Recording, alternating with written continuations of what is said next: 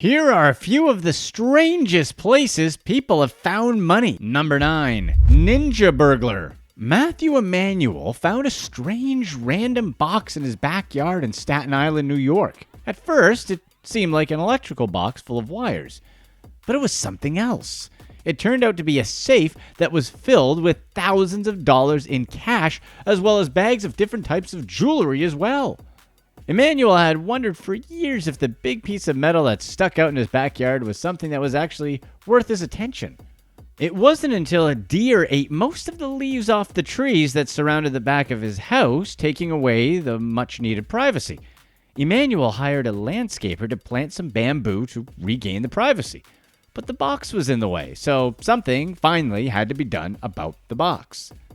When the landscaper dug it up, he discovered that it was actually a safe. They pried it open, and they were surprised to find several wads of cash and lots of bags of jewelry. Emanuel counted the money and discovered that he had almost $52,000 buried in his backyard for years. But how did it get there in the first place? He discovered an item that had an address written on it. To his surprise, it turned out that the address was to a neighbor's house just a few feet away. He decided to drop in unannounced and asked them if they had lost or had been victims of a robbery. His neighbors described exactly what was missing, and Emanuel brought them to his backyard, showing them their safe. In 2011, Emanuel's neighbors were one of the houses robbed during a highly public series of robberies that happened in the area. The robberies were done by Robert Costanzo, who was nicknamed the Ninja Burglar by the press because of how many robberies he was able to do. Costanzo was finally caught in 2016. He admitted to investigators that he was responsible for more than 100 burglaries in the area, where he stole more than $4 million worth of other people's property. Number 8. Blue drums. In 2015, Colombian farmer Jose Mariena Cartolos was digging a trench on his property when he hit something weird. He found several large, big blue containers packed with cash. When you're in Colombia, you know exactly where that cash is from. He found a total of roughly $600 million in cash. The question you're probably wondering is, did he get to keep it? The answer is no. The Colombian government confiscated it even though it was on his property. Any money found that was clearly Pablo Escobar's is being used by the Colombian government to enhance social and economic programs for the country. Theoretically, anyway. Anyone that watched Netflix's Narcos knows that in Pablo's heyday, he was easily pulling in millions of dollars a day.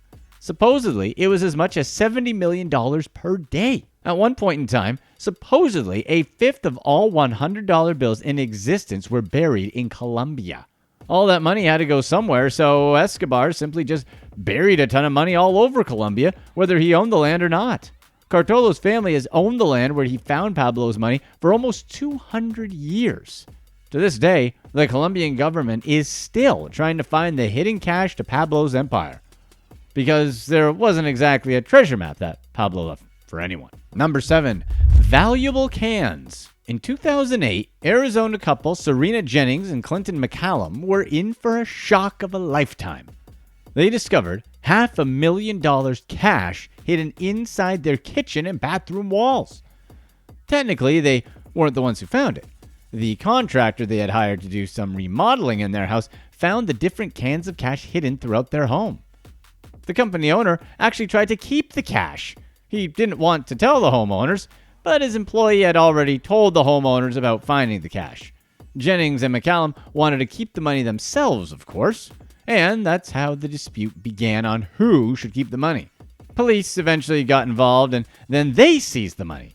The legal battle that started after the discovery is worthy of a movie. It became a giant finders-keepers debate. Both parties argued for their ownership of the cash, but the court actually didn't give either of them the money.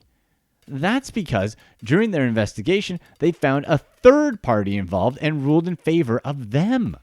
The original owner of the house was Robert Spann. He had left his house to his 2 daughters, Kim and Karen, both of them very much alive at that time. They knew about their father's habit of hiding valuables. Spann had a tendency to hide stocks and bonds, gold, and cash throughout his house. After he passed away in 2001, the sisters decided to do a close inspection into his house to find all the things they knew their dad was hiding. Over the next 7 years, the women found several cans full of cash and gold hidden throughout the house. But for some reason, looking inside the walls was something they never did. The court ruled that the money ultimately had been misplaced and was never technically abandoned. The Span sisters were ultimately able to keep what was rightfully theirs. However, the new owners did file an appeal, and the court still made the same ruling. Number 6. Good Samaritan. Glenn James was walking around a Boston strip mall on a random weekend back in the summer of 2013. That was when he found an abandoned black backpack. He decided to take a peek inside just to see if he could find any identification so he could turn it in. However, when he peeked inside, he found something that he did not expect whatsoever. That's because he didn't think anyone would leave $2,400 in cash, a passport, and almost $40,000 in blank traveler's checks just laying around. Jackpot, right? Especially for James, who was homeless at the time. No, not so fast. James was really looking inside the bag so he could help give it back to the rightful owner, and that's what he did. James took the unexpected route of notifying the police about what he found. Police were able to track down the owner, a student from China who was visiting the US that summer. The police themselves were really surprised by James's gesture, so much so that Boston Police Commissioner presented James with a special citation and a plaque for his honesty. But that recognition didn't help James's tough living situation out at all. That's not until a Virginia man, Ethan Whittington, heard about the news. He was touched and amazed by James's honesty, and he wanted to help him out in the best way that he can. He set up a GoFundMe for James, and in just a few days, more than 4,000 people from all over the world donated over $100,000. Ultimately, the GoFundMe raised roughly $165,000 for James. Whittington's main interest was to help James get back and stay on his feet. He wanted James to be financially stable and not just for a period of time. Money wasn't the only thing that James got.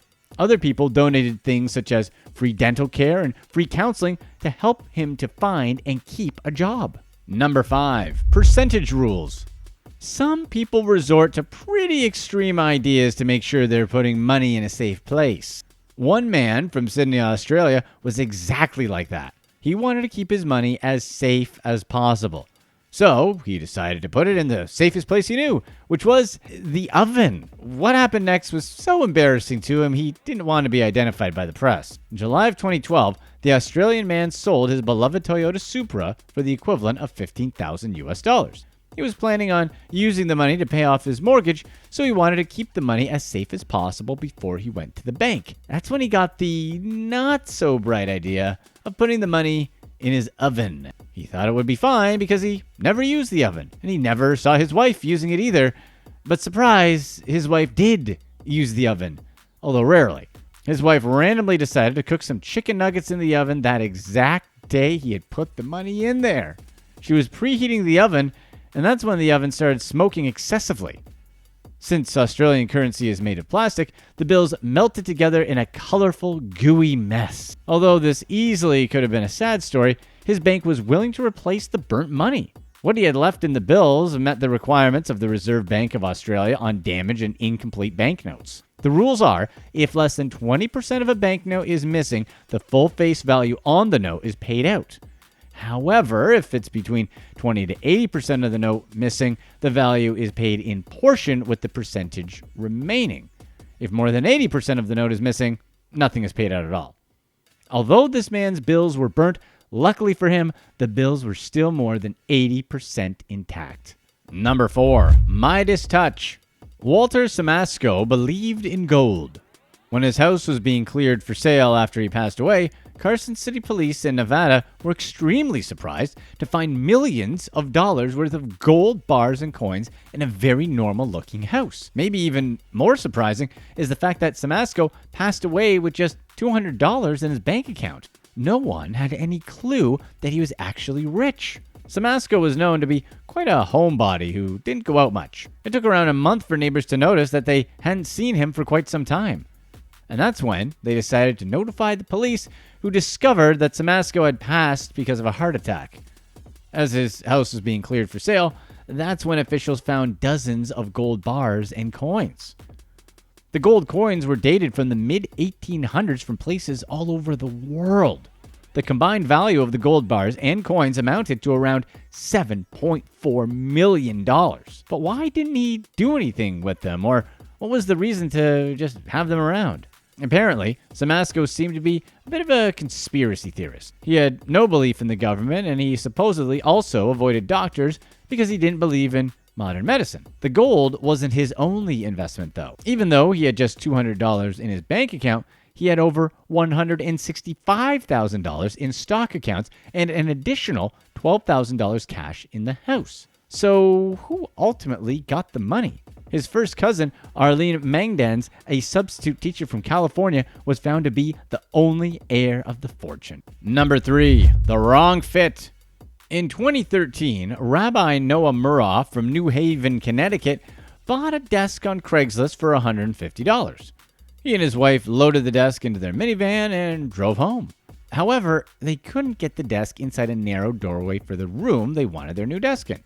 This is when they decided to take apart the desk, even though they really didn't want to. The desk was too big by just half an inch.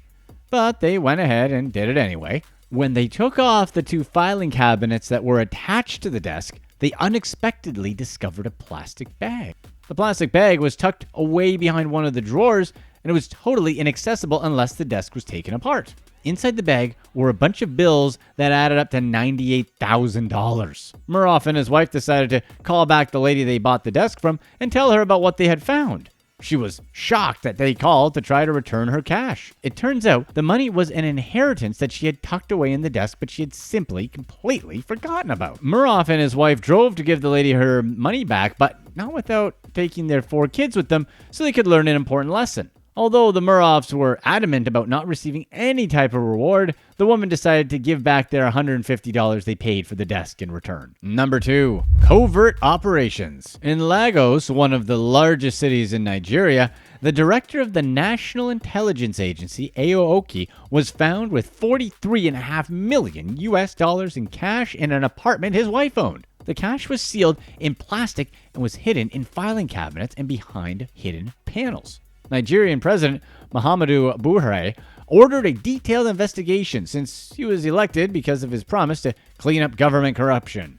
The money was found inside filing cabinets, wrapped in plastic, and securely tucked behind some panels in a wardrobe. Oki actually claimed that the money was going to be used in a covert operation. The money was only discovered by Nigeria's Economic and Financial Crime Commission officials after someone had reported that a suspicious woman was seen moving giant bags in and out of an apartment in the building. But the Nigerian president also received a lot of criticism because supposedly he would only arrest and prosecute Nigerian officials such as Oki from the opposition party. The million-dollar question is where the $43.5 million came from.